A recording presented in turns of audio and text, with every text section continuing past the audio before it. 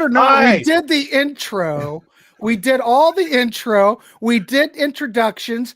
We already were shooting the shit, and then people in the the counts going, I sent Grant an email message, and I see if I don't do my routine, it throws me off. So for the last 15 minutes, we have been insulting each other and having a great time doing it, and we weren't even live. And John Borack is going, I'm wasting my time with these. No, you wait. Amateur YouTubers.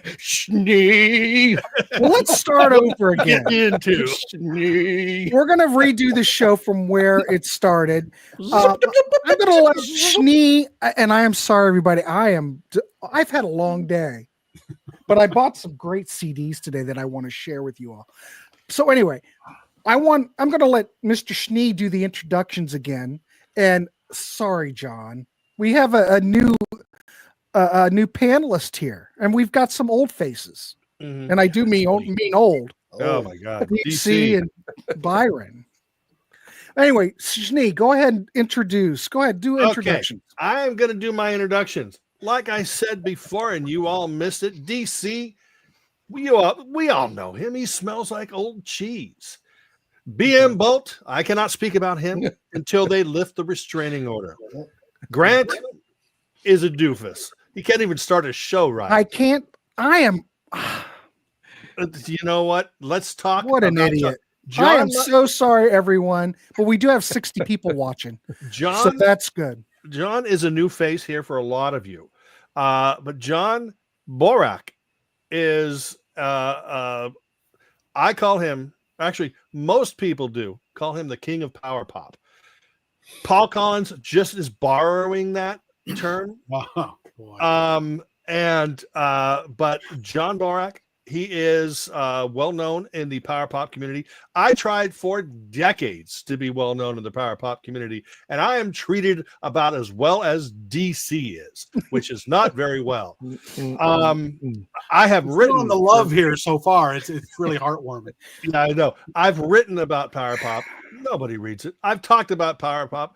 I had a show on my channel called "But Is It Power Pop?"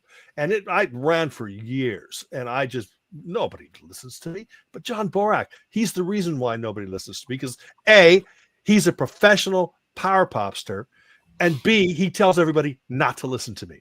But he is an amazing human being. He also is an author. He put out an album. John, can you show the first one? Wait a minute. Do yours first, and then. Okay, this is a book called Shake Some Action 2.0, and this is a great book about power pop. You get lots of information. You get lists. I think I submitted something for this book, but I don't think he used it. Maybe he did. I'm not sure. I'm going to bring it up here because I'm not getting any money from it yet. But it's an incredible book. He is super knowledgeable about power pop. Excellent. I call him the king of power pop. That's just really a joke because he's the uber king of power pop. John Borack is the man. He's also written books on Jack Lemmon. Show us your other book, John. This was the first one, Shake Some Action, the Ultimate Power Pop Guide. And since it was the ultimate, I thought, well, why not do another one?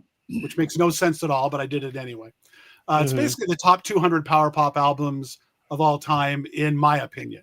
Of course, everyone's opinion will vary, but like Steve said, it does have a lot of lists in here. Steve, you are in the first book. Oh, so what happened? Somewhere in there.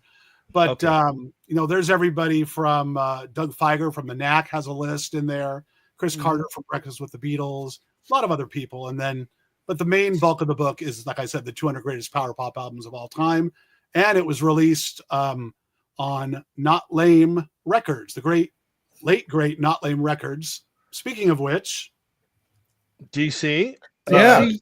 Go ahead. I've not written any power pop books, but I did do the artwork for a series of power pop books that Bruce Brodeen of Not Lame, who was the premier power pop label at one time, put out back in the day. So this is just one of the covers I did. I read something here. Slogans, rock, metal, extravaganza. Power pop is one of those made up terms like AOR or grunge. Well, I think that slogans, rock, and metal extravaganza is a made-up term. What the? This whole podcast is like hugging a big bag of chipped glass, chipped ham. It's like chipped hugging a ham big or bag of glass. chipped ham. You All know, right, well, so before John thinks we're absolutely out of control, Rand Kelly had a good slogan. He doesn't know what he's talking about. But Rand Kelly had a good question, and we might want to throw this over to John for the definition. Rand Kelly says, what is the difference between power pop and pop? I've never heard of power pop until I met Grant. John, what is power pop? To get us started in our discussion. Well, I can tell you it's not Kiss. That's been bandied about on a lot of Facebook forums. You mean Unmasked isn't power pop? No. Nothing Kiss ever did can be considered power pop, because to me, in my humble little silly opinion, it's about the vocals, the sweetness of the vocals. That's a big part of power pop. And Kiss is a great band. A lot of people love them, but sweet vocals that's not something they deal in. So no, I don't think so. Other people, my friend Ken Sharp would disagree, but I don't think Kiss is power pop. As far as what it is, there's a million different definitions. I mean, I can give you a general definition. Ringing guitars, vocal harmonies influenced by the Beatles, Beach Boys, the Byrds, and the Who. That's a real basic sort of Reader's Digest beginner's version of it.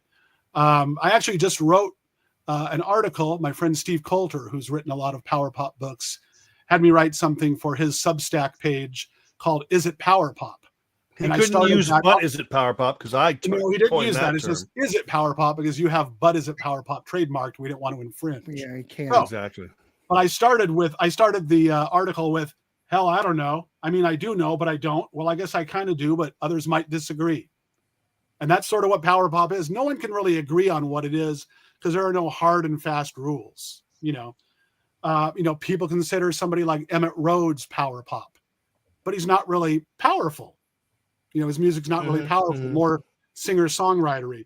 People consider Cheap Trick power pop, and a lot of it is, but a lot of people think they're hard rock, heavy metal, whatever. So, and The Flame is definitely not power pop. No, I think that's a good song, but it's not power pop. No. It depends upon what era of Cheap Trick and the song. Not all these bands that we talk about are power pop. There are just songs that are power pop in that quote unquote genre that's been defined. Yeah. Well, power pop is really a song oriented medium to me. Raspberries, everyone knows Raspberries as a power pop band, but the stuff that Wally Bryson and Dave Smalley wrote for that band, little hard rock, a little country, it wasn't power pop. Stuff Eric Carmen wrote was power pop, but so it's kind of a song by song basis, really. Song by song basis. You can go with you can go with groups that are generally known as being power pop bands, but there's so many artists that have dabbled, like the Who. There's a period of time when the Who was doing some power pop stuff. Todd Rundgren's done everything. So, but there are artists that are known as power pop artists. Yeah. And then there are, Steve says, power pop adjacent. Yes. Yeah. Oh, we've got a lot of people in the chat asking questions. A lot of people hate that. Hate the fact that I call things power pop adjacent. But to me, let me tell you my little thing about power pop. It all started with Buddy Holly, in my opinion. Then you mix Buddy Holly and the Everly Brothers together, and you get the Beatles. The Beatles is really like the core of the Beatles is, in my opinion, going to be Buddy and the Everlys. And then they grew these beautiful little flowers that started popping up in the early 70s, like Raspberries and Badfinger and Peach and Lee. If anybody's heard that, Peach and Lee is just beautiful, I've got that. wonderful. Wonderful. Yes. And artists like that, and then it really, really took root and started growing as its own thing in, let's say, the late 70s, whatever. But then you have bands like the Beckys, who have a reissue coming out very soon. It's not the other version. Yeah, it's not pure power pop, but a lot of power pop people like it. But then you had Victoria mentioned the Knack. The Knack is really kind of like what people should look at in terms of not the song My Sharona. That is not power pop to me. The songs like Good Girls Don't, I Want Ya, things like that are very power Your pop. Number Now, or Your Name is a great power pop. yes, song there you from go. the Yeah, first Knack album. Yeah. exactly. I think this is what I always like to throw out there as Yes, probably one Randy. of the earliest examples would be The Kids Are All Right by The Who. That's power pop. Yes. In fact, I was just mentioning that last night, that I felt that was really power pop. I don't, Baba O'Reilly is not power pop. No. It's a great song. Oh my gosh, it's an But awfully Kids great Are All Right, I'd say oh shoot. God, the brain. Kids Are All Right. Yes. Boris the Spider. No. Right. How about Marianne with the shaky hand? John, what is your thoughts on that? Yeah, I think so. It's close enough. It's pretty damn close. But a lot of those Right. 66, 65, 66, 67 era Who Mhm. songs were, Mhm. yeah, definitely. I would say Substitute would be in there. Oh, yes, definitely. Any I could How see for Anywhere? miles. I don't know. That seems awfully hard for. I don't. But when you get into the late 70s, as I said, the Knack, I think some of Tom Petty's first two albums were very close to power pop. Mhm. I know that a lot of people, in fact, let me see here. A lot of people What consider about Dwight Twilley? Oh, sorry. yeah. I was going to say, all right. see, but I think a lot of Dwight Twilley stuff is rock and roll as well. Like kind of like just sort of blues-based rock and roll. But then you got the Phil Seymour "Baby It's You," which is yeah. There you go. That just came out, right, John? Recently, yeah. Yeah. And you've got, but then 2020's first album is, in my opinion, one of the two greatest power pop albums of all time. That and the first Paul Collins album, I think are, but then you've got bands like Shoes. You've got, are Squeeze power pop? I don't think so, but Squeeze are one of the greatest guitar pop bands ever. I Can't Reach You from Sellout power pop. No, definitely. Definitely, 100%. So Steve Polari's getting it. But a lot of people call Jellyfish power pop. I don't think they're power pop. I think they're an incredible pop band, but they're far too sophisticated for sort of what power pop is. John may have a different feeling about that. They're in my book, but look at BM Bolt. They are in the book in the top 200, but my thoughts on that top 200 changed from day to day. I had Squeeze in the first book. But in the second book, I took them out. It just depends what I'm thinking from day to day. Jellyfish is definitely a pop band, whether they're power pop or not, I don't know. But a lot of times, I've defined power pop as a lot of it is power is music that people who like power pop like this music. So if you like power pop, you'll like Jellyfish, even though it might not be strictly power pop. And that's sort of my term. Power pop adjacent. Byron's not going to say anything. He's just going to hold up records. You're just here for the eye candy. I wanted to say something. Finally, as a novice to power pop, you guys are kind of saying, well, that some bands aren't necessarily power pop, but they have some power pop. So I think that's what I prefer. I don't want to hear a whole album of that. I want to hear some rockers, but with some power pop mixed in, because I'm more of a heavy rocking guy, that's all I'm gonna say. Right. Usually I skip the rock songs on power pop albums. Yeah. Or I mean the heavy songs. See, what I notice is and this is nobody that Byron listens to. But I've noticed that like bands who are pretty close to power pop or power pop, like each song is like written by one or two of the guys, right? And then there's one song on the album that's written by like four guys, and it's usually that stupid blues song. You know what I mean? It's like, oh my God, what the hell is this song all about? So usually the worst song on the album is written by more members than sort of the average. Shonen Knife was a perfect example of that. All the ones that were written by one or two members were the best songs on the album. If it was written by more than that person, it just ended up to be a 4.5 minute blues jam. Or it's written by the drummer. Yeah, exactly. Says a drummer. Yeah, right. yeah. John's songs with the Armoires. Oh, there we go. In fact, John is the drummer for the Armoires, and he has appeared on just the last two. Yes, the last two. Mm-hmm. Yeah, the last two, and the most recent Armoires album is called Octoberland, and it is available on the Big Stir Records label. Also, the home of the new Sorrows release, which is sort of half, from what I can hear, half old, half new. Definitely check it out. And also, Big Stir Records is the home of the new 2020 album. Yes, and you know, you mentioned 2020 and Paul Collins Beat earlier, yes. Steve, and 2020, as you know, is number one in my opinion, the number one power pop album in the book here. And I think Paul Collins Beat was number 3 or 4. I don't really remember the exact rankings, but those are two classic examples of just wonderful power pop records. Yeah.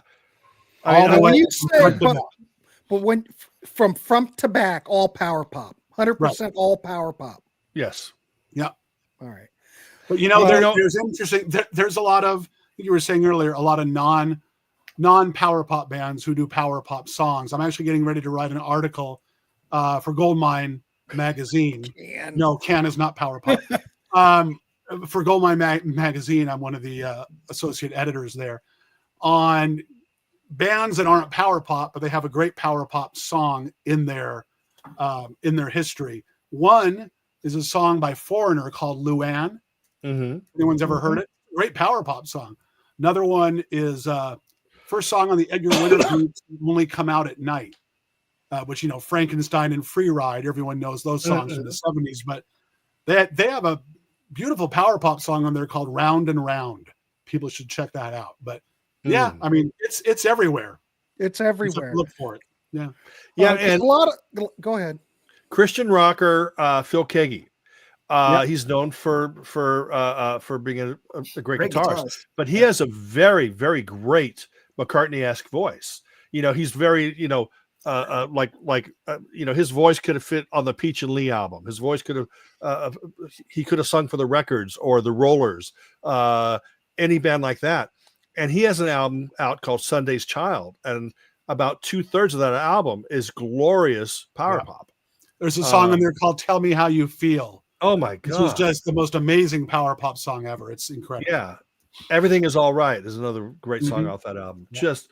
He's from that school of McCartney voice. Yeah, totally. Love it. Someone mentioned the Atlantics in the comments. Yes, Cape Cod can. And that made me think of Bruce Rodin from Not Lame Records. That's one of his favorite bands. So I believe the Atlantics were from around the Boston area, which is where Bruce was from originally. Mm-hmm. And so, like I mentioned, my albums, or my books, I should say, power pop books, were published by Not Lame, Bruce's company. And I think DC has some stuff to show that was also affiliated with Not Lame. I had the character of Townsend. I combined the guy that coined the term power pop with the group I think that is most, I don't know, my introduction to what I would call power pop were songs of the Beatles like Day Tripper and that sort of thing. But Townsend coined power pop. So when Bruce asked me to come up with a character for his power pop label, I combined the name of the character, Townsend, with kind of like a John Lennon look to that little character. So that's that. So we have to look at some of these comments because people are throwing stuff out, and we really need to get this honed in. The Babies have power pop songs. They are not power pop, in my opinion. Remember, everything that I state is absolutely my opinion and DC's opinion. And I will use the power of the buzzer. What's your thoughts, John, on the Babies? Is there any power pop in that? I don't think I've ever said I agree with Steve more than I have in this past 15 minutes. But yeah, I agree with Steve. Some of the songs are definitely power pop. Other lean more towards AOR, harder rock. It's a little bit polished, which isn't necessarily a bad thing, but yeah, some of it's great. I'd say the creation. John Waite's got a great voice. Yeah. No one talks about the creation here in the States so much, but yeah, I'd say that I think 100% Oh Steve. yeah, Biff Bang Pow. What a great song. Yep. Donnie Iris, solo power pop. No. Oh, you don't think? Great music. Absolutely great music. I'm a huge Oh, I love Don Donnie. Iris fan. But DB's Repercussion, power Oh, pop fave, definitely. Most David definitely. Ellis. Yep. DBs have some great power pop songs. Isn't It Time by the Babies? I don't consider that power pop. Remember, so okay, here's something, and this is nothing. This is nothing about the people that are commenting here. This is more about people that I see on Facebook groups. Is people are just desperate to.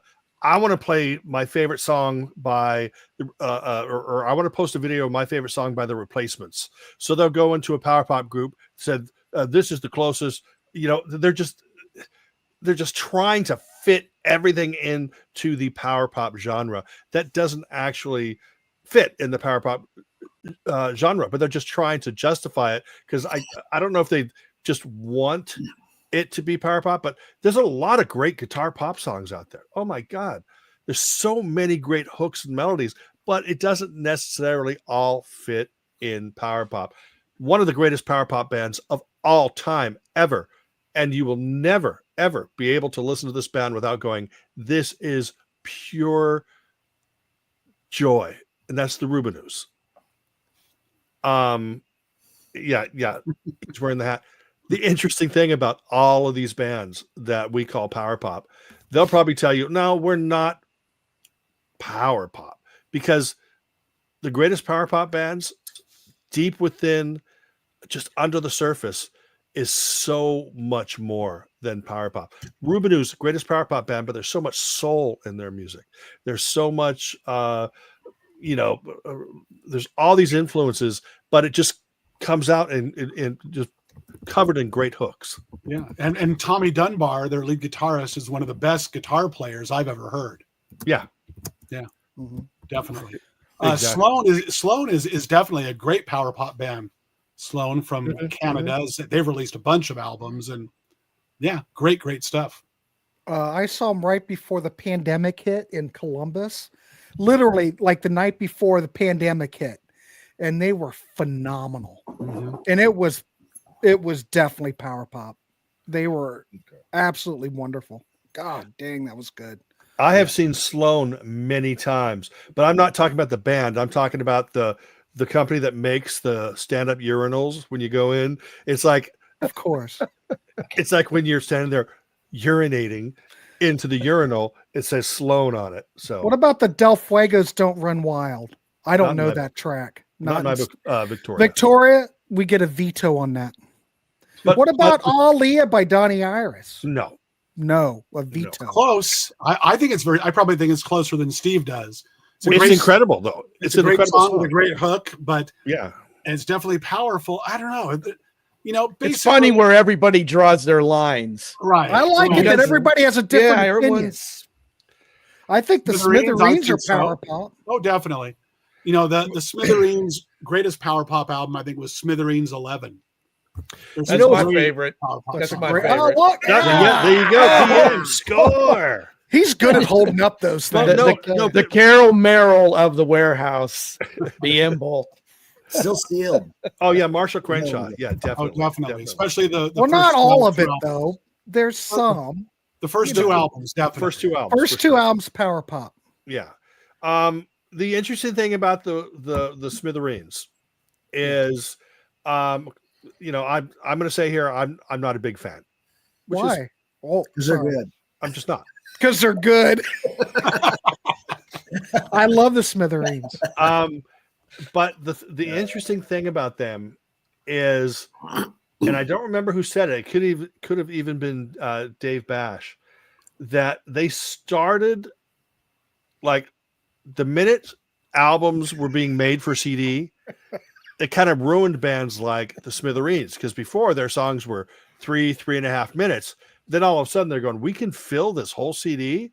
So they had the same amount of songs, but the songs were no longer 3.5 minutes or 3.5 minutes. They were 4.5, 5 minutes. They were stretching the songs out, which kind of diminished the pop attack. Well, Smithereens 11, you should listen to that one again. No, That's a great. Yeah, That's a great, John. That's a great. There's a song on there called William Wilson, which is perfect power pop song. Another one about the widow of Buddy Holly called Maria Elena. Beautiful song, pure power pop. But again, earlier stuff's more harder edged. But so we actually disagree about something, Steve. Wow, John, we always disagree. I know, but not on the show. Yeah, that's why I never invite you over. Oh, well, thanks. I appreciate it. Nathan wants to know, are the Fix power pop? How do you? No, I don't think not so. even close. Not close. But the Fix are fantastic. Yes, Amy, you're sure. 100%, but I'd say it just depends on the song. Yeah, there you go again. BM Bolt. Yeah. A lot of these same ones come up. Kyle's bringing up Squeeze. He's the friggin' Vanna White and Carol Wayne of the show, I guess, is kind of what. But Squeeze, I don't consider them power pop, but I just posted a video on my channel. I'm not promoting my channel, but I am. So please subscribe to my channel. I just posted a video, a new episode of CD Junkie, and it's a 30-minute episode, and it's all about Squeeze. The first part of it, I talk history of the band. Second part, I show my CDs, and the third part is a medley of songs. So going back That's to one of my favorite albums. albums. That's a great record. Matches the I have a funny story about Marshall Crenshaw and power pop. Go The ahead. Smithereens played out here in Southern California a couple years ago, and I'm friends with their bass player Severo, who is big in the LA pop scene. Steve knows him. So Super nice guy, super cool guy. So he invited me to the show, and I was chatting with everybody backstage, and Marshall Crenshaw was singing lead with them for that particular show. Some shows Marshall does it. Some guy from the Gin Blossoms, can't remember his name, sings lead. Robin Wilson. Robin Wilson, right. So I remembered reading a quote from Marshall Crenshaw back in the, I forget when, back in the 80s, late 80s. And he said, a lot of power pop is ultra white caca. and he's not wrong, especially a lot of the independent home release stuff. But so I actually brought that up to him at the show. I said, I love that quote. And he goes, oh, did I say that? And I said, you sure did. He goes, well, I probably shouldn't have said that. And then it was funny because that night their encore song was No Matter What by Badfinger. And Marshall Crenshaw introduced it as saying that's the song that got him into power pop when he heard it in a record store in Detroit in 1972. So kind of fun. Amazing. I like what Louder Than Life said. And I think as going forward, let's just kind of use this as a template. Yeah. Well, he says, I think that there's a ton of wiggle room in the power pop genre, and it's not a narrow. I mean, I guess some songs are absolutely that, but some of it is on the fringe. So, folks, simmer down. We all interpret it a little bit different, and unless you're really off on some weird tangent, like I don't know, Frankie Yankovic or something, within reason, it all could be considered. Some of the Cheap Trick stuff is. Tony just said the Outfield. I do not consider them power pop. An incredible pop band. I just did a video a month ago or whatever about their entire catalog, but they're more AOR.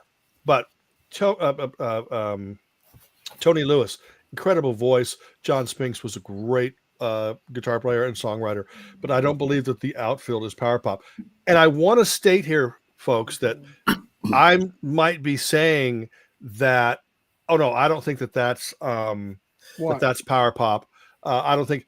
I am not trying to be a jerk off about it. I'm expressing my opinion. I'm not telling you what the facts are. It is everything that I say is strictly my opinion, and I understand that, and I respect everybody's opinion except Grant's. It's all just opinion, Simmer down, folks. When I was going out talking about my book, people would come up and say, "How could you rank this one ahead of that one? How could you rank that one ahead of this one?" I said, "Well, it's just my opinion." but you're wrong. I said, no, I'm not, because it's my Yeah. opinion. Your opinion's different. You can write your own book, and then you'll be right too.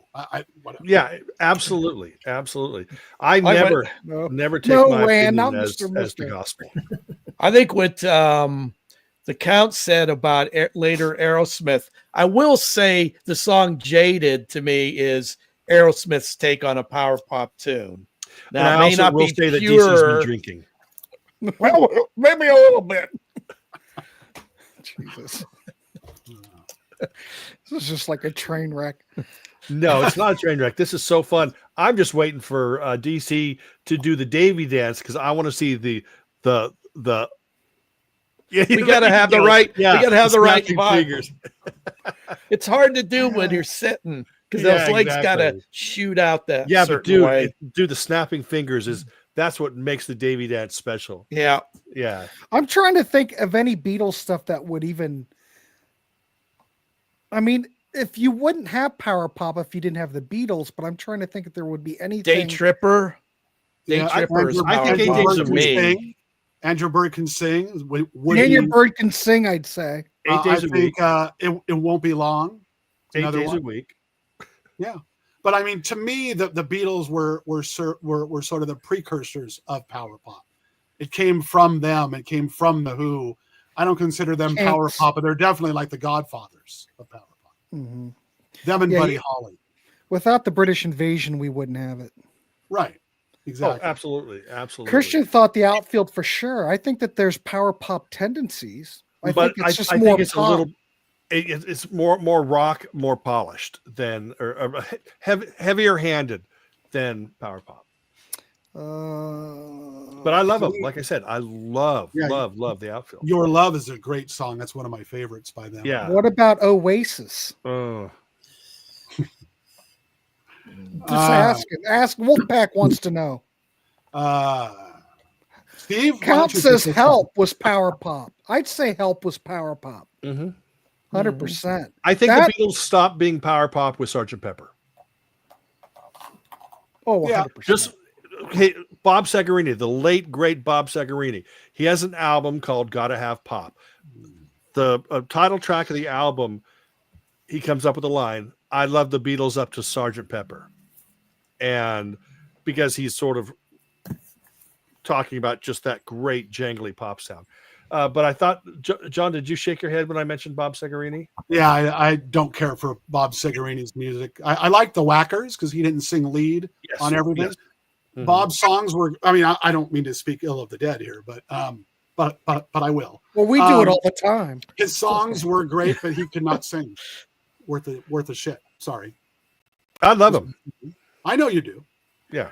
You like our. We're just hugging that plastic bag of chipped glass here tonight, folks. Man, this is a tough crowd. What about Paul Revere and the Raiders? I think Hungary's probably power pop. Kicks. Yeah. Kicks. Hungry. Kicks, 100%. Schnee, what are your thoughts? Okay, no. Let's go over to Byron Bolt. Byron. Kicks. You know, that's Kicks keep getting harder to find, right? Yeah. Anti-drug song. Yeah, I guess that to me that'd be power pop. I'm not a big Paul Revere. No, Kicks is actually an anti-Schnee song, I think, is what. It could be. Yeah. Hoodoo Gurus panel. I think a lot of their earlier stuff is power pop. I Want You Back. Come Anytime. Bing, bing, bing, bing, bing, bing, bing. Yep. You know, Heck, Victoria's chiming in with Grand Funk. Wait a minute. I'm sorry, Victoria. Victoria says Grand Funk Railroad. no. Oh wait, Again, well, I can not- tell you I'm one. not I can being tell rude. you one Grand Funk Railroad song. It's a great power pop song. Bad Time. Bad Time.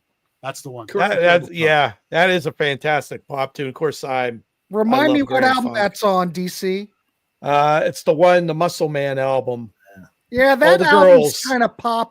All the girls in the world beware. That would be the closest I think that they probably would have ever come to that.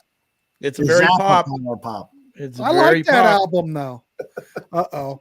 Randy's How's going Zappa? Strutter by Kiss, power pop adjacent. Zappa had some power pop songs, probably. I have to dig through the catalog. Count Ralphus is Bay City Rollers. I think when they were the Rollers, they were power pop 100%. on that Elevator album is a power pop album. So Yeah. Count, you're kind of close because they did drop the Bay City and those. What were there 3 Rollers There were albums? 3, right? But really, Um, Elevator is the only one out of the 3 that's pure power pop. Yeah, but it's phenomenal. Duncan Farah has a great pop voice, just like I was referring to Phil Keggy, Tommy Evans from Badfinger. He's got that type of voice. Bob Jackson and John Wilson from the Dodgers. Dodgers is a overlooked band. Even Bob Jackson from Badfinger was when I interviewed him for my show. You can check out my channel for my Bob Jackson interview and my outfield video and my all these my Rollers video. He kind of glanced over Dodgers, but it's just a great, in my opinion, power pop album called Love on the Rebound, except the song Love on the Rebound is more like Journey, or Foreigner. Or something like, it's more rocky, but there's some great pop songs. So Patriot Tex has a good question. What's the difference between Brit pop and power pop? Brit pop. Go ahead. No, Britpop. Britpop is Britpop is a term for later stuff like 90s and stuff like that. They're not trying to adhere to a certain formula. It's all British great guitar pop, but some of it veers towards let's say shoegaze, and some of it veers towards the baggy Manchester scene. And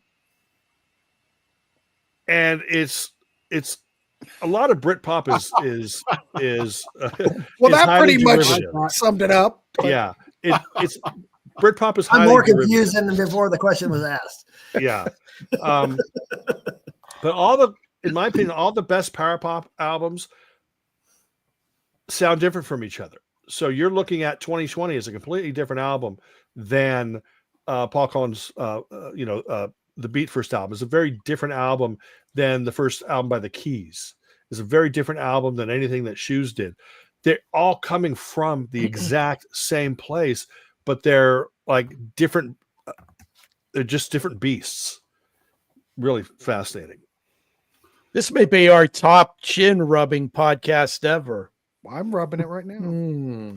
Haircut 100 is power pop. No, Kelly. No, they're just Come on. Kelly. They're just a pop band. All right, Utopia. But Nick Hayward, A lot of great has power had some pop great in power pop. Utopia. Nick Hayward has had some great power pop records. Yes.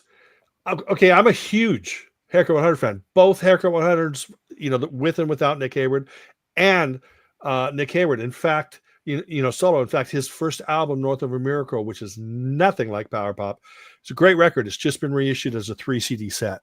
And there's some unreleased stuff on there, and that's fabulous. But if you want to hear Nick Hayward in full pop, power pop bloom, get like Apple Bed, That's the great one. Yeah. Tangled, and what was the third one? What was the other one, John? Do you remember? I think it's the one with Kite. Might have been And Kite. and he doesn't love you like I do. Yeah. But the Apple Bed is my favorite. It came out in '98 on Big Deal Records, I think. Great album. Great, really kind of heavier guitars, but still poppy, and great vocals. Yeah. The great thing about the new Haircut 100 single, if anyone's heard it, came out I think in November. I think it's called like the Plum something or other. It's incredible. It sounds like Nick Hayward's power poppy stuff within the context of Haircut 100. So it's got the horns and all that stuff. So it's really fantastic. Byron, are you going to bring out the first Cars album? Someone I'll be just damned. That's I don't think I never considered the Cars power pop. Just great songs. it's kind of like Blondie and the Go-Go's and the Bangles. They're all really close, but it's My best friend's say girl. yes or no, and a pop but- pop. My best friend's girl, I think, is really close to power pop. Pretty darn close. John, what's that you have in your hand? oh well. Cars are somebody asked- new wave. Yes, Someone, package. someone had asked a question in the chat saying, let's not forget about the current purveyors of power pop. I wanted to bring up an album that I just got, which is a really good power pop Here, album. I'll make you big. I'll make you big. Let's see. What is you it? See this? The Jelly Bricks. It's called Dreaming in Stereo. Okay. Really, really great power pop album. And then another one. These guys are from Australia. I know Steve knows them. They're called the On and Ons. Okay. Let me just say, I just did a video on the On and On. That right there that he's looking at is a Gem Records compilation. And it's got songs from like it's got like, I think, a couple new songs, plus it's got songs off the last couple of albums. This goes back to the Hoodoo Gurus, because the bass player and kind of like one of the main guys behind it, he produces all the stuff, Clyde Bramley. He was the bass player on the first 2 Hoodoo Gurus albums. Mm-hmm. So if you go to my channel, you can see a video where I talk about all their albums. I'm sorry that I hate to keep advertising my channel, but I enjoy it very much. Did you make another advertisement? It just kind of went over. Yeah. Well, I mean, anything's better than this slop of a Lemonheads. channel. Can't even start on time. Well, we do have 99 people watching. Fantastic. Yeah. Lemonheads. I love the Lemonheads. I would say they're close. I'm not a fan myself, but they're pretty close. It's pretty close. Well, Webb, we're trying to define it. I think there's not all the Badfinger stuff is power pop. There's Baby Blue would qualify. Oh yeah, Baby Blue. There's Without You and other stuff that's not. Yeah, and the song Midnight Caller. Speaking of the song Midnight Caller, Midnight Callers are one of the best power pop bands out, and available or out today. Their 2 albums are fantastic. They do a cover version of the Bay City Rollers Saturday Night, which is a digital only single right now. I'm not a big fan of cover versions. This blows me away. It's incredible. But going back to Badfinger, I think they're most consistently Lemon Twigs. I think their most consistently power pop album is Say No More. There you go. Say No More, I think, is... And that's later. Yes, it was from 81 or something. 81 or something. But it's, to me, if you want to say that Badfinger is power pop and you want an album of all Badfinger power pop, I think that Say No More is their most directly power pop album. Although, no matter what, Day After Day, Baby Blue, power pop, things like this, that's pure power pop. Pure power pop. What's the difference between jangle pop and power pop? I think John's hat is the difference. Thank you. I would say more emphasis on the chording that it isn't of a powerful variety, like you're really banging those bar chords out there. A lot of the power pop stuff, it's almost like the guitar's really being pushed to the point of distortion and might be a little bit more overdriven. And jangly is a little bit more picky. Rickenbacker 12-string running through a Fender Twin. Like the Birds is more jangle pop. Yeah, think about power. Think about when we're talking jangle pop, think about Feel a Whole Lot Better by the Birds. That's, in my opinion, pure jangle pop. But then you think of something like bang, bang, bang, bang, bang, bang, those kind of chords. That's more power pop. Whereas bam, bam, bam, what do you think about? You can shake your head to both of them. You can do this to both of them. So okay, let's look at this comparison. I don't think Schnee's a big fan of What I Like About You. Are you, or do you like? You don't? I love that first. Is that power? Okay. Yeah, I consider What I Like About You power pop. We're also using a Rickenbacker on there. It's got that Rickenbacker trademark Rickenbacker sound, but it's really driven. It's like you're running it and it's kind of distorted a bit, where the Birds were very clean. It's very garagey too. That first Romantics album is very garagey. So is it more garage, or is it? I always looked at the first Romantics album as a power pop record. I agree. I would agree. But it does have garage elements, of course. 90% power pop, 10% garage. So I call that power pop. Anything over 87% power pop is going to be a power pop album. But what I like about you, that guitar when it comes in, Oh man, it's jangly, but then it's distorted, but it's powerful. That has a lot to do with the way I look at it. And the way Pete Townsend presented himself, it's the same thing. The guitar on What I Like About You is like Pete Townsend going crazy on, I don't know, pick your mid 1966 Pete Townsend song. Same kind of approach, and that has a lot to do with it. Just for kind of a frame of reference, I not the Bible again. Maybe what the top 10 albums were on my last list. Let's hear it together for the book here. Number 1 was 2020's self-titled first album. Number 2 was a Raspberry Starting Over. Number 3 was I cheated a little, a twofer, Big Star, Number 1, and Radio City. Number 4 was The Beat, Paul Collins. Number 5 was The Toms, which is a great album we haven't discussed yet. Number 6 was Get the Knack. Number 7, Present Tense by Shoes. Number 8, Road to Rome by an Australian band called DM3. Great band. Dom Mariani. Yeah. Also in the Stems and in the Some Loves as well. Yep.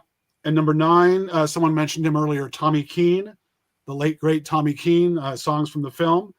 And number 10, a band called Cotton Mather, album called Kon-Tiki, which is if the Beatles would have recorded Revolver in 1998, it would have sounded like this. Mm-hmm. And I will say, with John's book, okay, I agree with almost all of that. I'm not a big fan of Big Star. I'm probably the only one who is. Oh my God, brilliant! But brilliant. And I don't consider this a power pop album, but his number 11 is my favorite album of all time, which is Badfinger, Wish You Were Here. Oh, great Badfinger album. Oh my God. Yeah. So phenomenal. But are there any versions of this available? You know what? Not right now, but I'm going to talk to Bruce and see, because he was printing them up sort of on demand if people wanted to order them.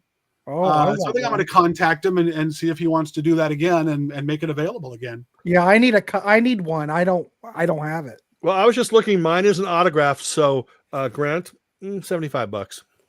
Well, I'll get an autograph. That's okay.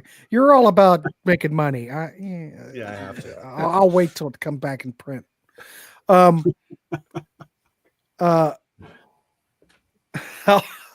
goes, I don't really know anything about power pop. Well, I hope somebody's learning something from here. The Wonders, Victoria mentions, and other people have said that. Yeah, the Wonders in That Thing You Do are. I think that's power pop. Yeah. Yep. Adam Absolutely. Schlesinger Absolutely. wrote a lot of stuff there. And of course, he was from Fountains of Wayne, and we lost him to COVID. But Fountains of Wayne are playing a few dates. They've got somebody from Eve 6 taking Adam's place, but it's the other three guys. From Fountains Interesting. I didn't know that. Yeah. Anyone familiar with the Click 5? Is it? Yeah. The Click 5 to me are a little bit too commercial. They're too kind of boy bandy type stuff. But there's one song that they have. It's and Patriot Text, please, or if anybody knows what song I'm talking about, I forgot the name of it. It's Addicted to Me, I think is the or Addicted to You. The one I was thinking of. I was thinking this song. Oh, go ahead. Sorry. This song literally sounds like the Cars, Heartbeat City mixed with the Romantics, Talking in Your Sleep. Put those two songs together, and you've got this Click 5 song. I was thinking of the song "Just the Girl," which Adam Schlesinger from Fountains of Wayne wrote. Oh, okay, that's a great power pop song. Click 5 were actually in my first book as part of the top 200. Oh, really? Really? I agree with Webb there. Cheap Trick, I Can't Take It. Mm-hmm. Great power pop song. What about Stacy's mom? I haven't seen her in a while. How is she? Pretty hot. Yeah. I don't know, but I like Got it that going music on. video. Yeah, she definitely had it going on. Jesus, that's a great video. Yeah, But I think it's a power good song. pop. Very I think a Cars-like, of course. Very Cars-like, but definitely power pop. But it's amazing if you think about it, because I'd say that's power pop, but it's so late, and the fact that they had a hit with it, pretty great. Anyway, Jay, we talked about Sloan a little bit. Yeah, I wanted to mention Tommy Keene. I'm actually a bigger Tommy Keene fan than I am Matthew Sweet. a lot of people, a lot of my friends were more into Matthew Sweet. Tommy Keene, I think, was amazing, especially the songs from the film album, which when that came out on. All right. Did he say that he doesn't like Matthew Sweet? Not as much as Tommy Keene. I just wanted to make sure. How do I bring? Does he know that? I just wanted to make sure I heard that right. Did you say you don't like Matthew Sweet? I said that I prefer Tommy Keene over Matthew Sweet.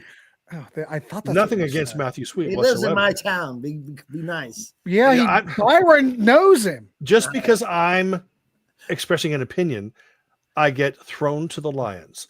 Thank you, Grant. I love you. You know that. You know I love you. Douche-led podcast. But anyway, John Borack wrote the liner notes to the Tommy Keene songs from the film CD reissue. John, did you write the liner notes to the Late Show? I did. Yeah. But did they use it or no? I think so. Yeah. Okay. So he also wrote another great band. Yeah.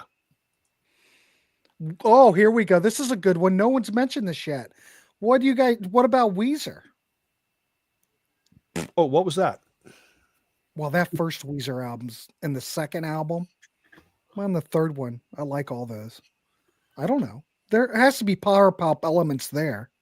Definitely power pop elements. Yeah. Exit says power pop. Weezer kind of invented their own genre called nerd rock. Yeah, right. Trey goes, oh, Trey. Stacy's mom was Rachel Hunter at her perfect amount of. I don't think there's any plastic surgery there. Ken White writes, what about the Plimsolls? I think the Plimsolls wrote. Yeah, he's wearing the shirt. I wish I had that shirt because that was a monumental release. We've talked about the Plimsolls before. The Plimsolls, I think, are a great rock band. I think that some of their songs are great power pop songs, but I don't think that they are there with the Knack and 2020 and Paul Collins beat and stuff.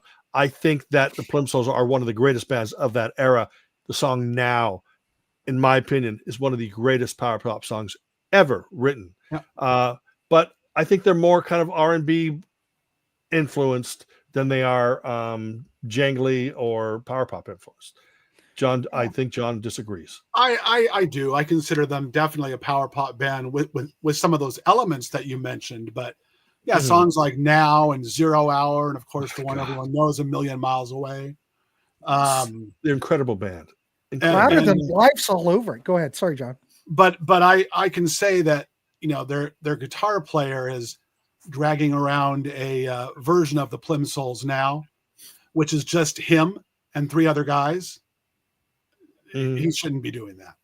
It would be kind of like Ringo going out as the Beatles.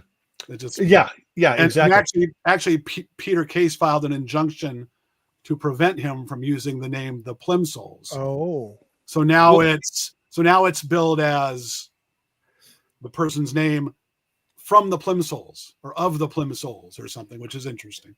And they put out single anything. They released a cover. I call it a cover of A Million Miles Away, and it was awful. And I don't. But the Plimsolls did Power to the People, the John Lennon song. They did a cover of it, and at that point, I think they had like a female vocalist and stuff like that. It's really and of course, with the Plimsolls, whatever happened to Lou Ramirez? I mean, I don't know what happened to him. Dave Pajoa, I believe, passed away just a year or two ago. Yeah, the original bass player.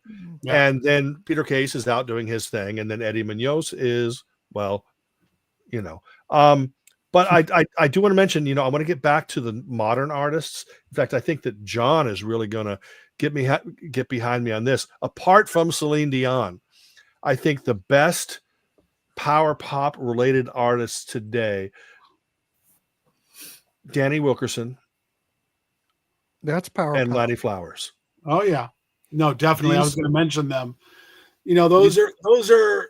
There's very few artists who you can say they've never written or released a bad song, and those two, both from Texas, on the Spider Pop Records label, they've never written a bad song. They've never released a bad song. It's just if you haven't. I'm assuming. You need to hear it. I'm assuming that's the fake Jason Rojas. You know what happened to the wrenches. Because Pumping Vinyl was here earlier, or whoever that is. It's the same person, but I let's know. ignore him. Yeah, he likes to bring up where the wrenches. Well, he knows where the wrenches are. Yeah. But They yes, ruined it for Wilkerson, everybody. you know, if people see, the thing is, the art of power pop, and let's see if anybody agrees or disagrees. Anybody could write a really, not anyone, but there are a lot of artists out there who can write a really catchy chorus. But what about the verses? What about the middle eight? What about the bridge? What about this? What about that? A lot of people kind of forget that you need more than a catchy chorus. Is you need everything from the opening guitar riff to the verses to the bridge to the break to middle eight. Everything needs to be part of a whole. You can't just throw things in there just to do the whole "don't bore us, get to the chorus" thing. You do need to have everything around that chorus needs to be catchy and hook filled, or at least complement the chorus. But I think a lot of people don't. They just write great hooks and they sort of let everything else fall by the wayside. I don't think anything grunge is power pop. I think grunge ruined power pop for a couple of years because all the great power pop bands had to turn their guitars up to 11 or 12.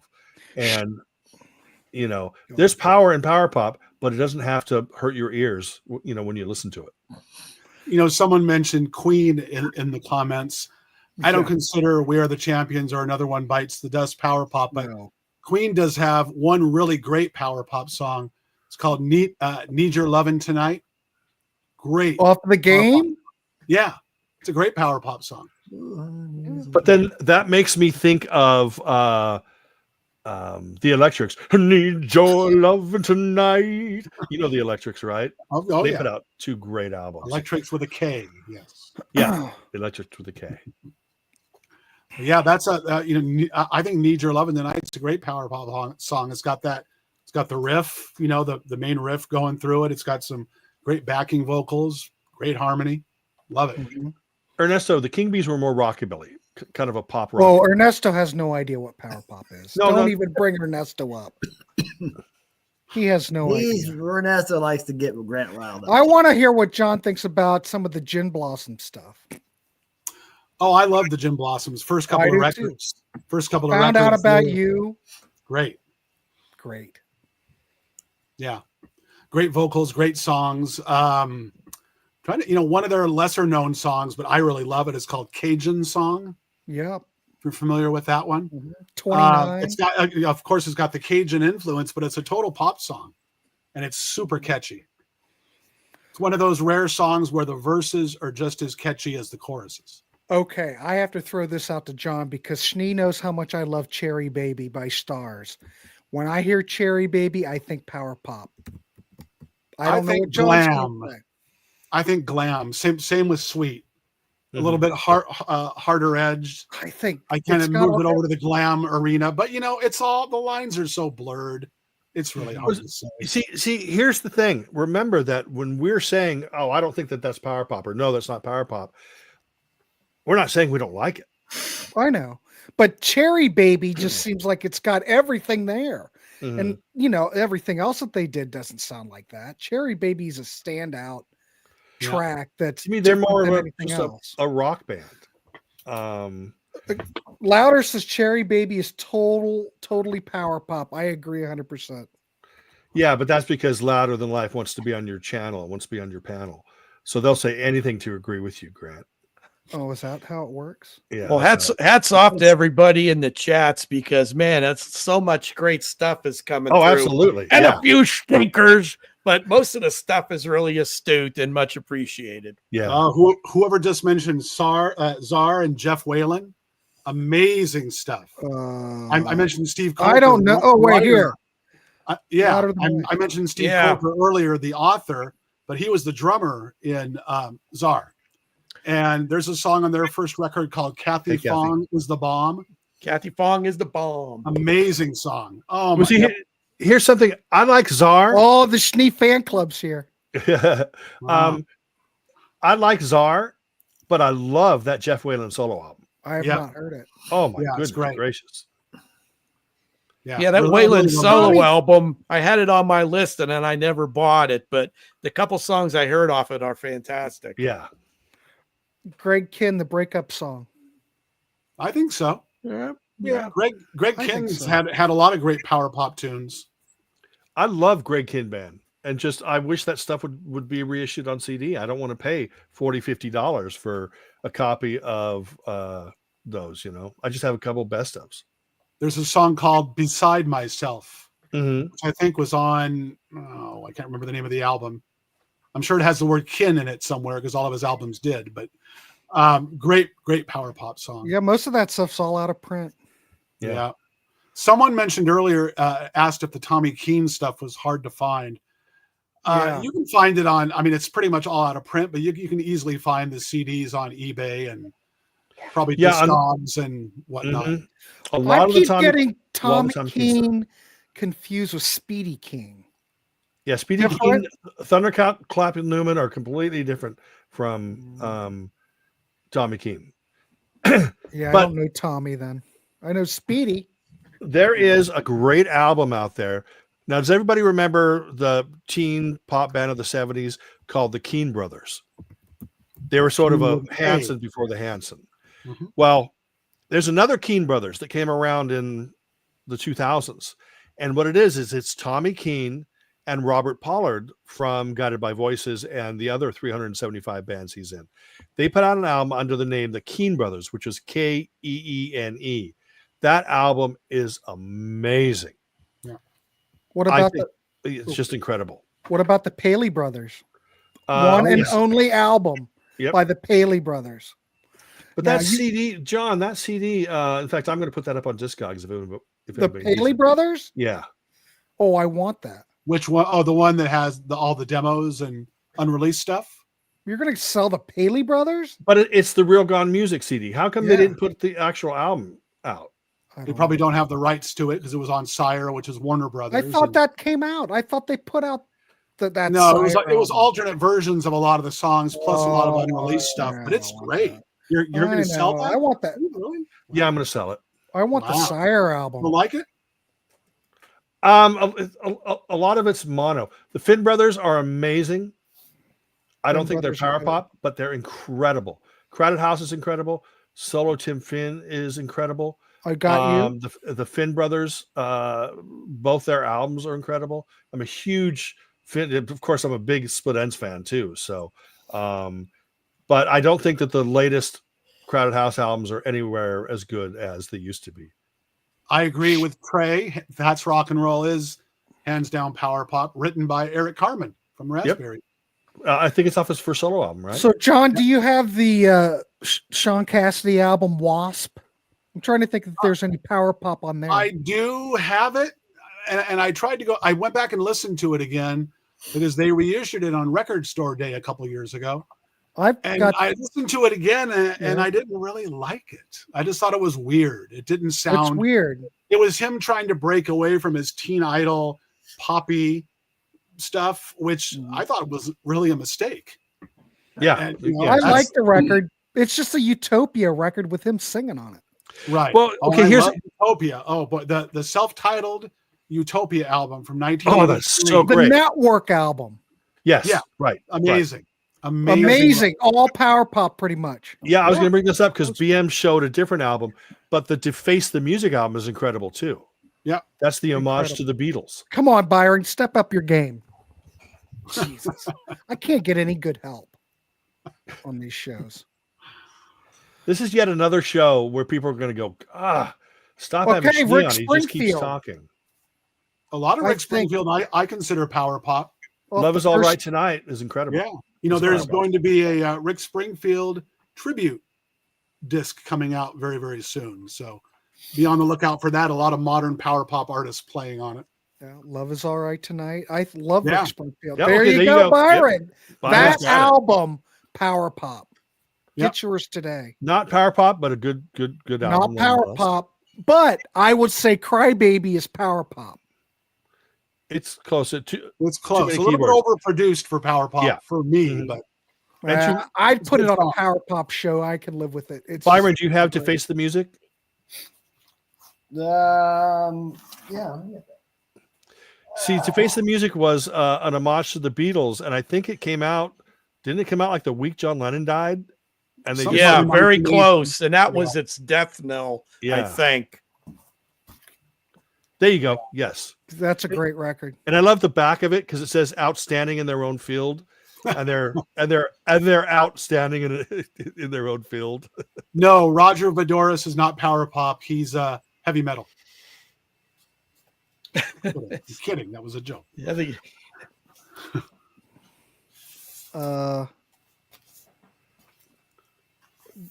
Joshua Colton. I know CD Junkie.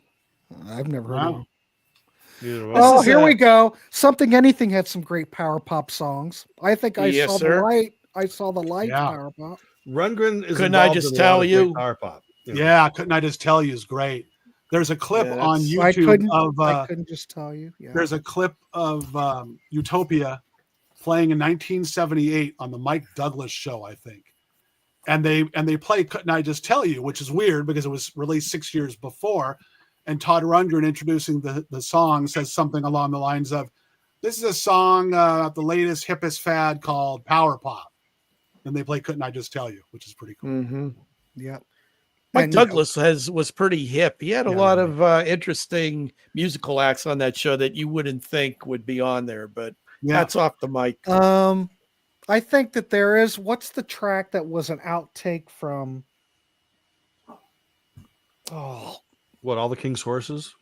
well, no, an outtake from More the Monkeys. There's different versions. There's a version with Peter Tork singing. There's a version with Mike Nesmith singing. It was on the red box set. That Yeah, I was don't the remember. first. But the Peter Tork version, I would damn near say is power pop. I think we can rule out D.W. Washburn as a power pop song. I That love would be DW. known as a vaudeville. There's power pop on Wizard of True Vaudeville. Star.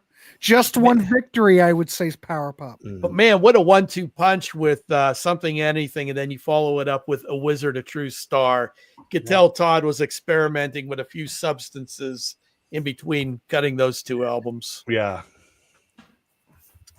Yeah. Plus, Rundgren produced a lot of great power pop records too. Mhm. He produced Yeah. Badfinger, and he produced one of my favorite power pop records for Cheap Trick, Next Physician Please, Yeah. which is a great Pursuit power of- pop album. Pursuit of Happiness. Yeah. There's some good power pop on that album. Pursuit of She's Happiness. so young. She's so young. Great Mhm. record. Oh, Todd yeah. Rundgren produced. What's the one ending track? God, man, It's not I'm an adult now. no.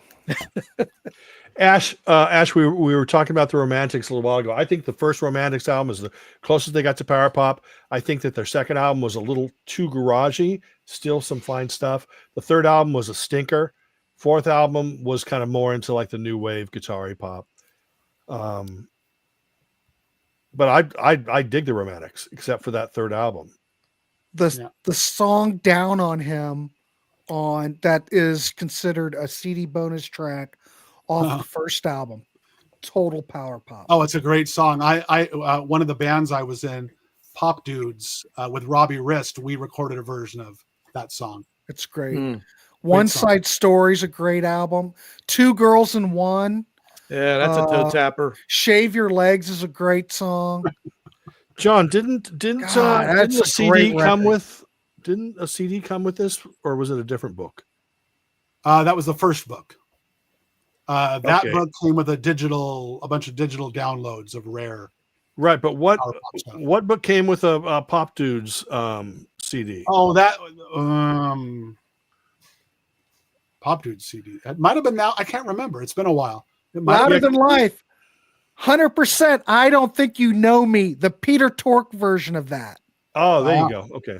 That's power pop, I think. I love that song. I'll have to listen How to could- that one. How could that not be released on that album? That is a freaking great song. Thank You, Louder Than Life. I Don't Think You Know Me. Wonderful. And you've got Mike Nesmith and you've got Davey singing on the background vocals on that track and Peter doing the lead vocal. But it's got to be the Peter Tork version. That's the one. A hot bowl of soup is waiting. Do we bring up the Kinks? I think some of the King stuff, but overall, I don't think so. Everybody knew what I was talking about. Yeah, there you go. Earn enough for us off of Skylarking, I think's Power Pop. Yeah. Oh, total. Yeah. Total. Yeah. Everybody keeps bringing up the Tubes, but I'm trying to. I don't think the Tubes at all. I can't think of any Tubes that would specify. Byron, I think that, of course, Nick Lowe is Supremo Power Poppy or Poppy guy. Rockpile is more of a rock and roll record, but the song like Now and Always. Oh, yeah. Beautiful. Geez Louise. The Odds, I don't think are Power Pop. I think they're great alternative rock. What about that then? Yeah, that's more rock and roll. Dave Edmunds, fantastic. Fantastic record. So he is more of the rocker of that band, and Nick is more of the.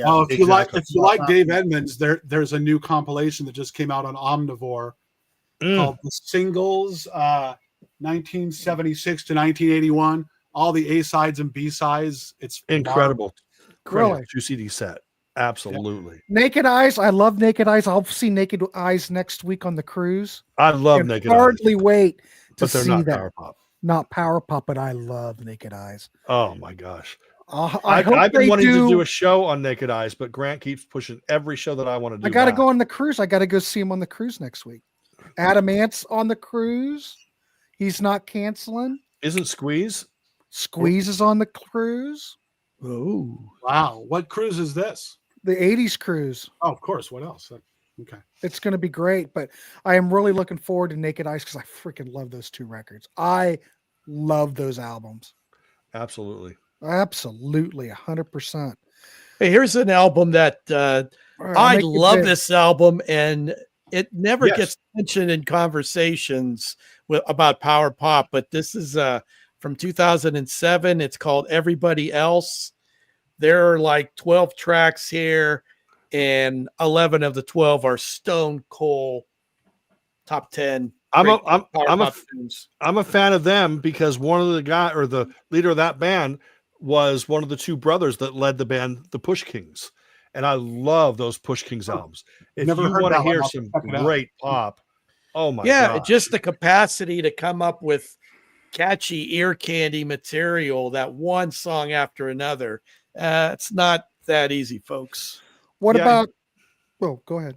I was going to say in the Push Kings, one of the brothers is very Glenn Tilbrook-y, and I think that's the one that ended up fronting Everybody Else. And then he has a solo album out as well, which I don't own. But yeah, that's a good. DC, are you a fan of the Push Kings or no? Yes, I have a few of their CDs here somewhere. What's Richard X. Heyman? What's your thoughts on that, John? Oh, Hey Man is a great record. Living Room is a great record. The rest are good to me, but not great. But those first two, I think, were amazing. Yeah, I agree with John. Those couple early albums, Boom, Boom, Boom, highly touted in Rolling Stone. If you could believe that first album, I believe, was reviewed there. But his early albums, very, very good. Tommy Keene, Tommy Two-Tone. Tommy Keene, though, real fast, used to be in a band with Richard X. Heyman, like their very first band from like the late 70s. They were called the Raz, R-A-Z-Z. Yeah, there you go. Yeah. Amy, I love Piper. But Tommy Two-Tone, I don't think are Power Pop, but I love that first. And any band that has a singer that sounds like Van Morrison is not going to be Power Pop. Jenny's. I just say no. You better ride on. That's not Power Pop. It's great pop, great guitar. That's a there's great Piper album. That's a good record. Who's Your Boyfriend is an amazing song by Piper. Again, I want to say to Jay, to anybody here, I'm just telling you my thoughts. They are my opinion. They are not facts. So I apologize if I come off sounding. Why are you coming off bad? I hope I'm not. No, we're all hanging out talking. Everybody draws their What an asshole. parameters, You're an and asshole. everybody else has to simmer down. Billy Squire, Simmer I down. kind of love her. Well, see, I don't think it's power pop, but I'm I a don't think huge it's fan of power. that second Billy Squire solo record. Yeah. Don't Say No. I think it's an amazing. What about a current band, Starcrawler? I have not heard Starcrawler. Oh, I know. I have not either. John, you heard of them? No, I have not heard them. John, what's your thoughts on the band Rooney? You know, it's funny. I saw them open up for Electric Light Orchestra. They're back together. ELO. There you go. They opened up for ELO at the Forum in LA late last year. And a funny story about that, they were in the middle of their set, and all of a sudden the crowd starts going nuts. Oh, And I'm thinking, well, this is a pretty good song, but I don't know why they're just going crazy in the middle of a song. It was because it was game 1 of the World Series. Freddie Freeman had just hit a grand slam to walk the game off, and everybody was just going nuts because they apparently were checking their phones. But yeah, they, good band, great solid stuff, and their new songs sounded pretty good too. When I saw them live. Yeah, like Rooney quite a little bit. A lot of power pop on that first record. Hey, here's another one. Here's another one that a lot of people kind of forget is the Glad Hands. This album, La Di Da. Oh yeah. If you like Todd Rundgren's kind of soirees in the power pop, I think you will like a lot of this album. Before I answer Webb there, I was going to mention that isn't one of the guys from Rooney, his name is Taylor or something like that? The singer. Yeah, because Taylor Locke. Yeah, Taylor Locke. He recorded some solo stuff, and he worked with Chris Price. Chris Price is an amazing singer-songwriter, modern. Right. In fact, he's the guy that was kind of behind putting together that last Emmett Rhodes album. Right. And some great stuff on his own, too. Yeah, great stuff on his own. But I want to say here that I think that producers, great band. I think that some of the stuff off the first album is very power pop.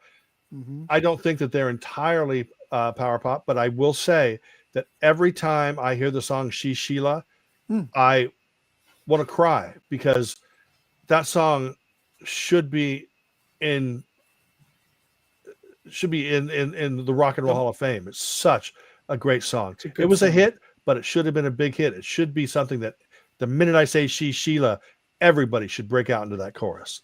Yeah, Steve, when we do those yearly top 10s, that's the top of my list of I should kick myself in the ass because I didn't pick that tune. Right. How that one escaped me when we did the year that album came out as a top 10 tune. Well, yeah, it's just blame it on age. Yeah. What's everyone's thoughts on The Ocean Blue? Not power pop to me. Yeah. Great band. I wouldn't say great records, though. Great Holy records. Crap. That Cerulean, the second album, sounds like they should have toured with Cocteau Twins on that album. Go for a Soda. Kim Mitchell I could almost see that. It's a little too commercial. Webb notes that he played a show with the producers a few years ago. Wow. How about that, folks? Yeah. He's a drummer. So here's, I want to go back. John.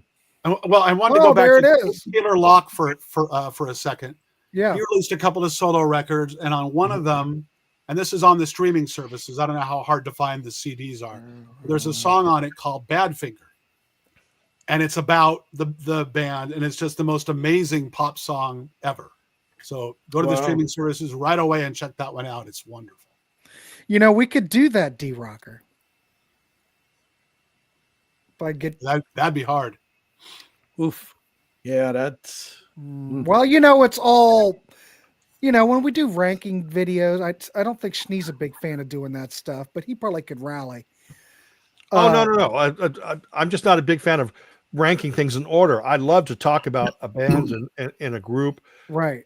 The thing is that I've learned doing these shows, people love ranking videos for some reason. Yeah. Well, that's why I did my book, the top 200, because you rank them. And yeah. Maybe I should do a ranking video on Ranking Roger from English Beat.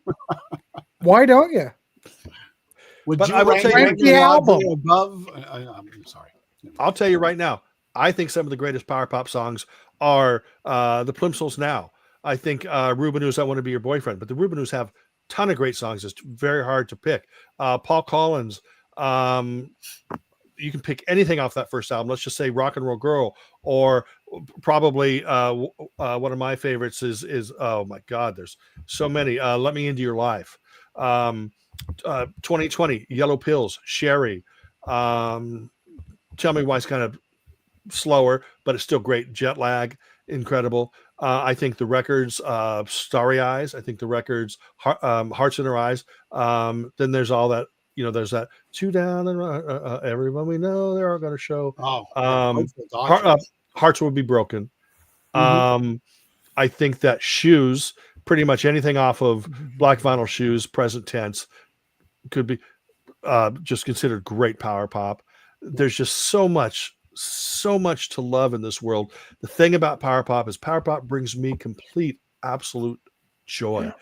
And I think that this world is really missing a music that is just created to put love in your heart and joy that just flows through your blood. And that's, to me, that's what power pop is. It doesn't have to be just tra la la la la, but that I just love feel good music, Speaking of Jude Cole, what about the records?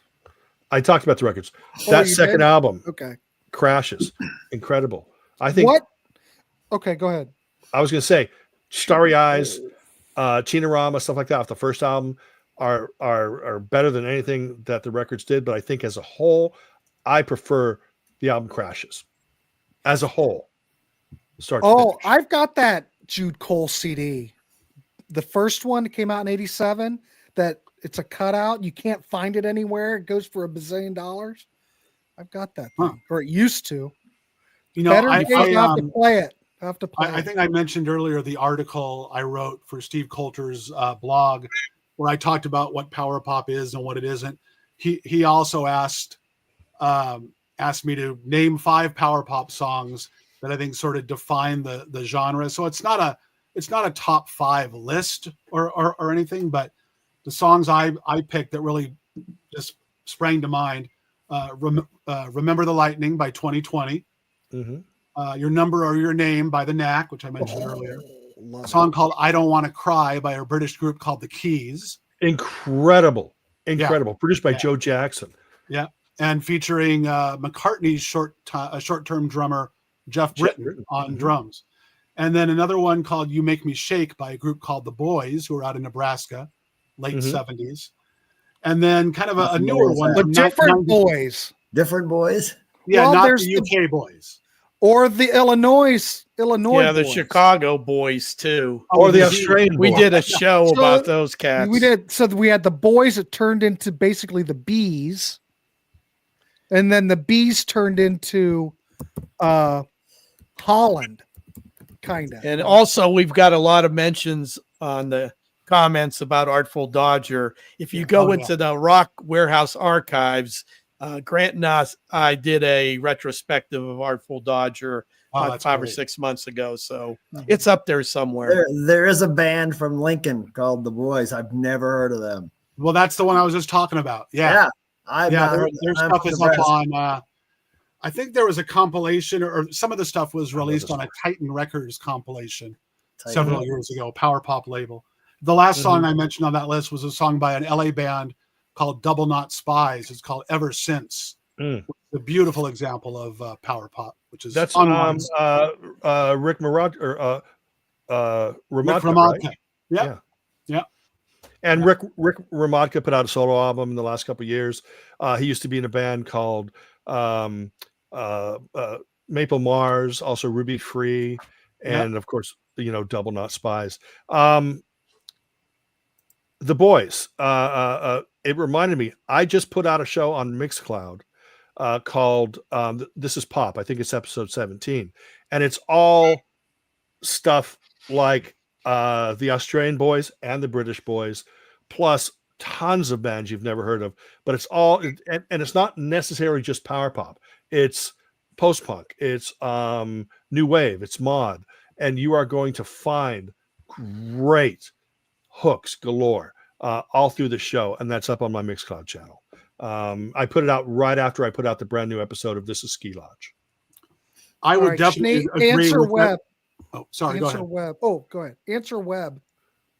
I don't think that Ian Gom is power pop, except maybe like the song "Hold On" is pretty close to it. I love Webb. I love Ian Gom. I'm a huge fan. Again, go to my channel and see my CD Junkie episode on Ian Gom. No, Nick Kershaw is not. But let me tell you this though, Kelly. I don't know if you subscribe to my channel. You might be trolling me. But Nick Kershaw, brand new 10 CD and a DVD set. I just did an unboxing on my channel. You got I posted that it already? today. Is it out? Yep. I thought it was postponed a bit. No, it was postponed until like the official street date was 2 days ago. You got that already? Yes. Oh. I did an unboxing on my channel. I just posted it. If anybody wants to see what's inside of this, then you go ahead. It's less than 2 minutes long. Hey, Pop Optic posted something, and I want to give a shout out because we're doing the whole Power Pop thing. He's asking Louder Than Life where he got all his Power Pop stuff, and he mentioned Not Lame. A big tip of the cap to Bruce Brodeen and that label and his website and his monthly collections of what was available was a godsend for me. That stuff was right in my sweet spot, along with Steve Schnee, who did Pop Sided, turned me on to a lot of great music there with his magazine as well. So that's off to both ends. Yeah, thank you. Again, John Borack has been spreading lies about me and just ruining my credibility. Whatever you hear from John, no, come on. No, they're I'm not kidding. lies. You have no credibility. I got that it's big true. bag of chip glass. Oh, boy. So real quick before we're probably going to wind this up soon. I need to talk to everybody in the John chat. Borack real quick. and Don Valentine have ruined my.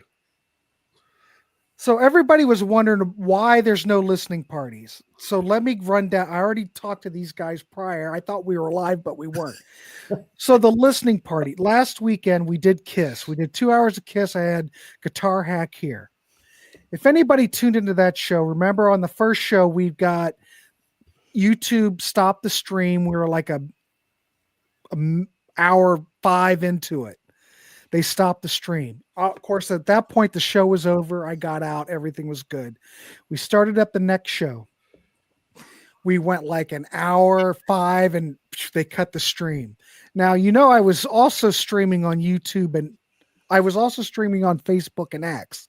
And in my monkey brain, I thought, well, we'll just let YouTube's already blocked it. What are they going to do? Well, idiot me, I didn't stop the stream on YouTube. So YouTube kept trying to go back into the stream and start it back up, but it kept sensing copyright. Well, I don't know how many times it took them to do it, but they gave up. They pulled the video out. They gave me a warning for 90 days. So if I would stream something and they would give me a copyright, it was not a strike, but if they sense copyright being something that's copyrighted being streamed, they would stop it. So if I would have that happen to me again, I would get a strike and I couldn't upload anything for a week. So I figured better play it safe and just not do the music thing until May. So that's the deal with that. In the meanwhile, I did post the second Kiss show. It's up there. You could post it. You can't stream it. It doesn't make sense. Let me, before we shut this down, I want to talk about a few things before you talk about the things that you bought. Oh, yeah. I have to. Also, I have stuff that I bought today Yes. in Cincinnati that I want to share. All right. Nice pair of slacks, tan slacks. I want to Stay talk tuned, about a few folks. things. Here is an album from the Rabies, which I don't know if it's out yet, but it's coming. Hold on. All right. They were around like in the 80s, but they didn't release any albums, but they reunited. And this is an album, and I think it's just self-titled. No, it's called Dumb It Down. So definitely check that out. And then Sorrows. I was talking about Sorrows. This is the third album that they had recorded, but it was never released. I think it was recorded in like 81 or something. but they've gone in and they've added stuff to it. I think they've updated things or re-recorded parts. Do you know anything about that, John? I've heard both. I've heard it's old stuff, and then I've heard it can't be old stuff. It sounds too modern. So Yeah, I'm not even sure. Yeah, and then I wanted to bring this up because it's not out yet, but it's coming.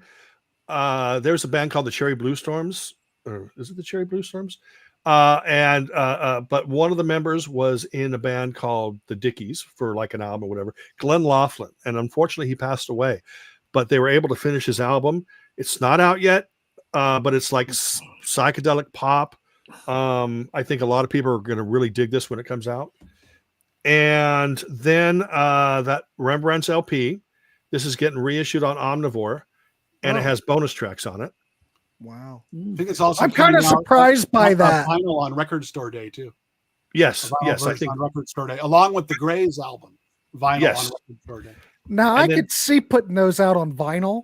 I can't imagine, but putting it out on CD, that you could buy those all day for $1. I know, but it's got bonus tracks, so I mean that's the selling point there. But one of the things I want to tell people about, it's not exactly power pop.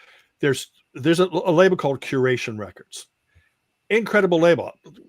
I call it California cool because it's all like these guys are all stoners. It's as if the Beatles never existed and their main influence is Michael Nesmith and the First National Band. That's like that sort of country rock is where it comes from. Great songs. They have two great power pop bands on their label, the Uni Boys. They're one of the members of the band of the Uni Boys is the drummer for the Lemon Twigs. Oh. And their two albums sound like they're straight out of the same school as like the UK band The Boys, things like that. Just good. And then also Thomas Walsh from Pugwash. His album is just pure, absolute great pop. There you go, right there. Thomas Walsh. Yeah, well, let's make it big. Yeah. And that's on Curation Records. But they have a new band called Silver Synthetic. But one of their albums or one of their bands was it Those Pretty Wrongs? It's two guys, Luther Russell and Jody. Is it Jody, John? From Jody Stevens from Big Star. Yeah, Jody Stevens from Big Star. So if you like that sort of groovy, let's get stoned, drink a couple beers and play great music, Curation Records is a label to check out. So many great albums. There's one thing on that label that I know Grant won't like. It's a group called George's Love, and it's these like friggin' stoner cover versions of George Harrison songs with a female vocalist. Oh, I can't listen to that. Yeah, I know. But everything else there, sacrilege. You can't do that. Everything else you're gonna love. It's just that's a sin. Anyway, that's it for me. All right, excellent. All right, so I'm just gonna share, since I went to Cincinnati today and I went down to see the kid. Are you almost done? What are you talking about? I thought you were almost through with this, but go ahead. I'm almost done. Okay. I'm telling a story. Okay, go ahead. So I went down to Cincinnati today and went and saw my daughter. We went out and got some lunch. It was very nice. And I went to Half Price Books down there and I went to Everybody's Records. Oh, my old stomping grounds. I knew Everybody's Records. And I picked up some cool shit. All right. Now you're going, oh, Chicago Transit Authority? Yeah, but this is the big Fat Boy version, which has better mastering. And the funny thing is on this is the domestic issue. But you know what's really odd is that the CD says it's made in Austria. The disc 2 says it's made in Austria. Interesting. Yeah, I've never seen that before. But if you're getting this version, it's mildly interesting. You want the Fat Boy version. Ask for it by name. And I got John Fogerty Centerfield, the Japanese Target version of it. This has Vance Can't Dance, but I've got the West German version with Zance Can't Dance on the CD. Well, But there you go. Target. Byron's getting all gushy about that. He's Boy, all up- Man, Can I you be any found slower? Go ahead. I got Pete Townsend Scoop for $3.99. Wow, that's awesome. Hell yeah. how I miss everybody's records. Dang it. Man, their prices are great. I know. And I got Dang. this little gem.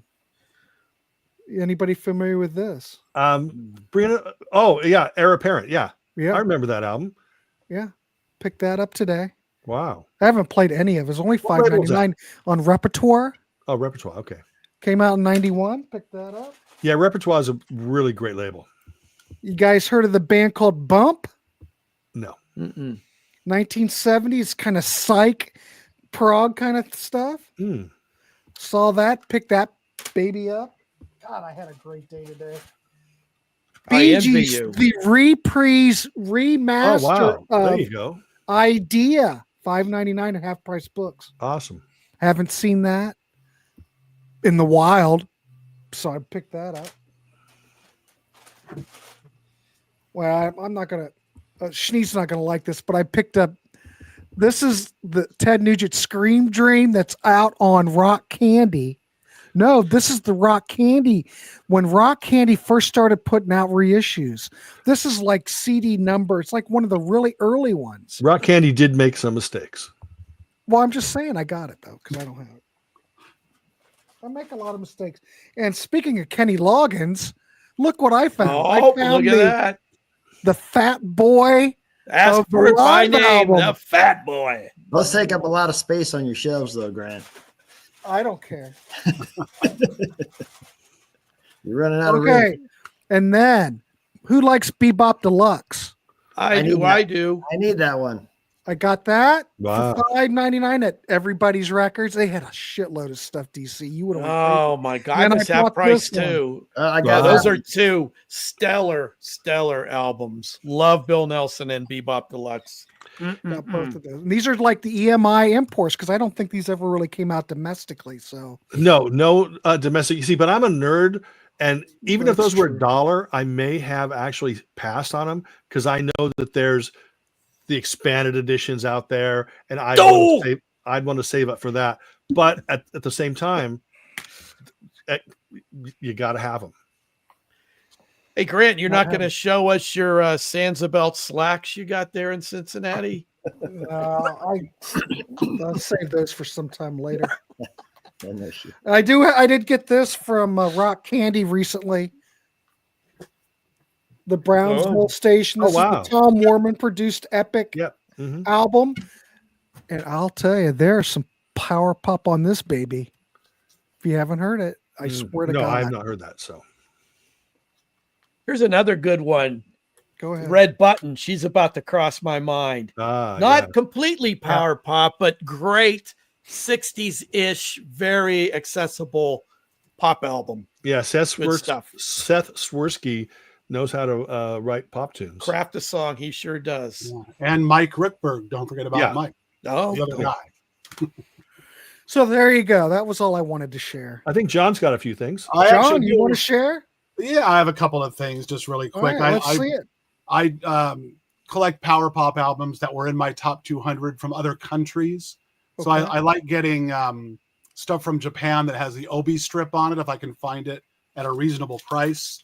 So I found this one, Raspberries I'll Best. make it big. Mhm. no. Yeah, Raspberries Oh, Best Jeff with the Obi got the strip OBI. Oh, for $9. Which is Wow. crazy. Wow. Oh, That's Is a that at steal. Pepperland? Yeah, That's and then a this steal. one for $15. I've Nick never Knight, seen that. Nicolau. Never I've seen that black and white. I've got the epic CD of that. Yeah, and this is on the F-Beat label. Wow. Oh, John is Wow, coming be at the bottom. careful, it's Oh, I coming got at the bottom. I got it. I almost Anyway, had I'll share that. I almost had a heart attack on that. I've never seen the black and white cover. I've seen pictures of it. I knew it was available in black and white, but I've never seen Nick the Knife in black and white. You know, the cover. Yeah. Yeah, wow. different. And wow. Oh, wait a minute. People were asking about your book, but give them the You know what? scoop that We're maybe- I'm gonna talk to Bruce about getting it back in print. So you can just email me popdude at AOL.com. Very unfortunate email address I've been stuck with for 30 Well, I have years. to put it after this is done. I'll have to put it up. Okay. Yeah. Popdude at AOL.com or follow me on Facebook. Make me big. Oh, Yeah. I'll make you big. All right. go What ahead. the? There you go. Steve is my agent also, in addition I didn't to know that. being a YouTuber. Yeah. So we're going to try to get some more pressed up because it's been a while. So. Hey, John, if you remember, tell Bruce that Daryl Collins said hi. I've kind of Hold lost on, touch I'm with him. typing. Thank you. You said it's popdude at AOL.com? Yes, sir. Okay. There. Or just John Borack on Facebook, or there's There, John popdude at Borack AOL. author on Facebook. If too. you're interested in getting this book, give John a, send him an email. Holla. And John and I are real life friends. We've known each other, what, 30 years, John? 30 some years. Yeah. I used to go into a record store that Steve worked at called Digital Ear. Mm-hmm. And he turned me on to a lot of cool power pop back then. Yeah, I'd write out little AOL, little still descriptions of everything. People Yes, are AOL, surprised it's because AOL. It doesn't, there's nothing, I haven't had a problem. So if it ain't Well, broke, no, don't it fix still exists. If it ain't broke, don't fix it. That's So what- anyway, I guess we can wrap it up. We've been yapping for an hour, and We did a good job recreating those first 15 minutes that were lost. Hats off to all you gentlemen. We did a good job recapturing that. I swear to God we were live, but we weren't. We're gonna wrap up this talk. My wife So came down. Like, it's not started. I'm like, what? yeah. All right. Anyway, thanks, gentlemen, for coming on. What a great panel. I mean, what can I say? Top notch people. Oh, look, Ken says I'm power popped out. Yeah, we're done. We get to start work tomorrow. And then, so let me say this: there's not going to be a Sunday show this coming Sunday or the week after. So next week there will be no content at all unless I can think of something to do. I don't know. We'll be recording a thing, but it won't be up. Am I right? Or I got my schedule goofy. I don't know. I don't have the book here. I don't know. There's more coming up, but nothing will be posted next week. Grant, the week after. All the shows that I have planned with him, he just keeps pushing them. So I don't think I'll ever do another show with. This might be the last time. This is probably it. Yeah, it's a swan song. This is, you'll never see Schnee on here again. Goodbye, everybody. If Martin was here, he'd be power popped off. No doubt. Pop off. Get it? All right, everybody. Thank you. We'll see you. Keep it clean. And John, thank you for coming. John, nice meeting you. you. However thank you, John. We'll see if we can get John back on, because great Schnee job, won't be on guys. anymore. So we'll have John on instead. I want to send a thank you to everybody who watched, but a special thank you to Byron for being so damn patient when, I couldn't get a word in tonight. I didn't have much to say anyway. So again, another stream where I just wouldn't stop talking. Byron's here to, I'm here for props mostly. He's here for props. All right, everybody. We'll see you. Have a good one. Have a good week. See ya.